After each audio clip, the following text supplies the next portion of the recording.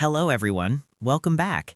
In today's video, I'm going to show you how to connect Calendly to Make.com in just a few simple steps.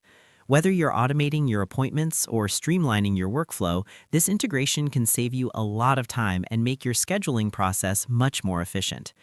To get started, first log in to your Calendly account.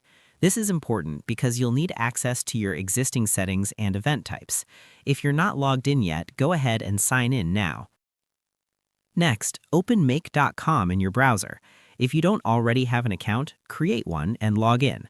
Once you're inside your dashboard, look for the option that says Create a Scenario. This is where you'll build the automation between the two platforms. After opening the scenario editor, click on the Add button. A search bar will appear. Type in Calendly, then select the verified Calendly app from the results to make sure you're using the official integration. Now, choose the event you want to use as a trigger.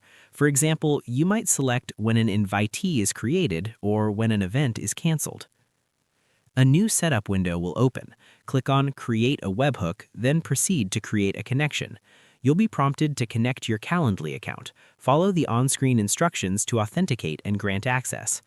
Once connected, enter the required details for your integration. Choose the type of notifications you want, such as invitee created, canceled, or both.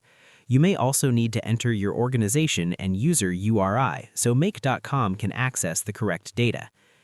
After reviewing all the settings and confirming everything looks correct, click Save to finalize the connection.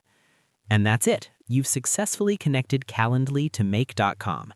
With this automation in place, you can streamline appointments, trigger actions automatically, and boost productivity without manual work. If you found this tutorial helpful, don't forget to like, share, and subscribe for more easy tech guides.